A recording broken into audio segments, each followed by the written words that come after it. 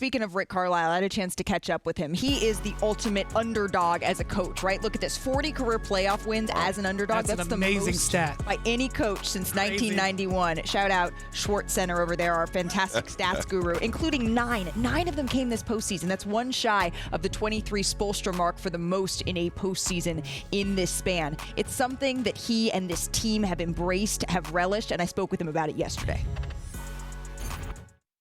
You know, there are a lot of elements that point to us kind of as a natural underdog anyway. You know, we're from a small market.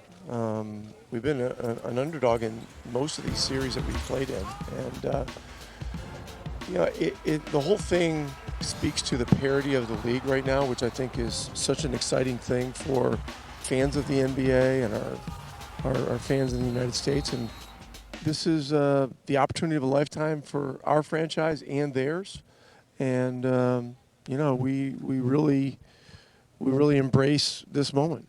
I think you know that opportunity of a lifetime from a different perspective than maybe many do. You have the longest span between head coaches in NBA history, between getting back to these NBA Finals. And I was thinking the other day that maybe I take it for granted sometimes. I get to come here every year, and how cool is that? Do you take that perspective to your team of you don't want to waste this because it is hard as heck to get back here? Yeah, we talk about it. It was something that, you know, we've talked about many times really throughout the playoffs. But once you get to the finals, it's such an elevated stage. You know, you look around at everything going on here. Now you've got media in your practice for 30 minutes. And, you know, the stakes are very high. We got our work cut out for us, but we're here. And we're excited about the game. It's not just Shea, the playmaker, though, right? When you're looking down the stretch of Game 4, you're seeing him setting the screen so he can hunt maybe the matchups that he wants. Watching that film back, is there something that you see? Every problem imaginable they present. You know, there's a lot going on. I'm not going to talk about strategy.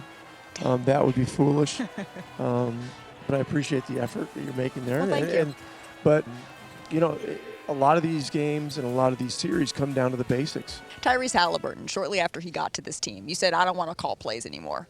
You do it, essentially. Is this what you envision for him, an all-NBA point guard on the stage in the finals? Yeah, I mean, that was the goal and that was the dream.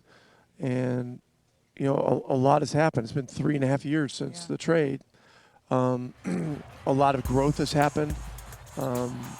As we built the roster and then we're able to acquire Pascal Siakam, it put us in a different position. And so, you know, here we are. And so proud of Tyrese. You know, he's such an authentic, humble person, you know, at the core.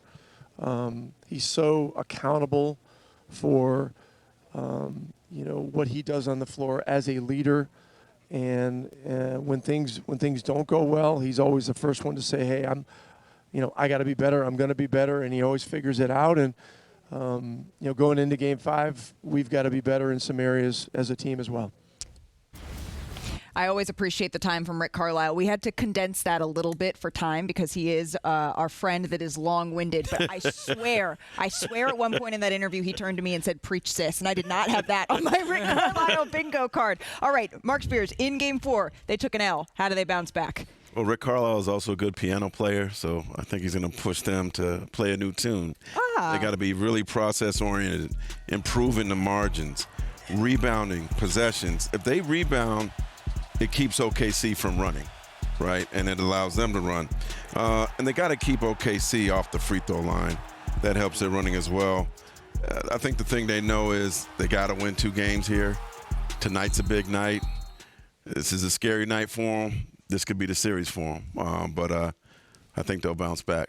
I have a question, Malika. Did you ever mention Tricky Ricky as Rick Carlisle's nickname? I forgot to ask him about how he feels about Tricky Ricky. Because he's got a trick up his sleeve anytime his team is an underdog, Tricky and it's been successful. And I love that he mentioned Pascal Siakam because we talked about, you know, SGA feasting off of mismatches. Pascal has actually scored. He's 7 for 11 on SGA. So offensively, he has some opportunities considering that he's 6'8" and has a tremendous skill set with size out of most players on the floor. And people sort of sleep on that stat line. what, 28, 5 and 5. He had 5 steals in game 4.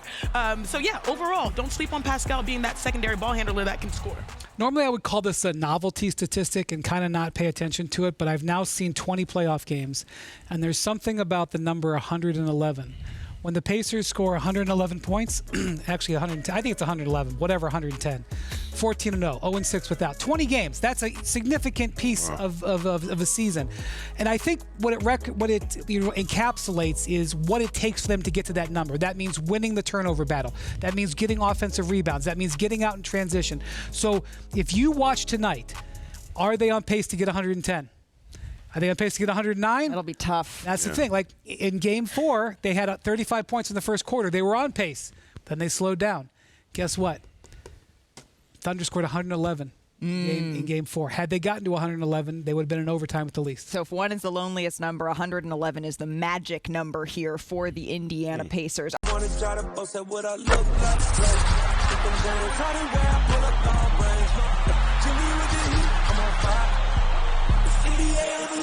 NBA,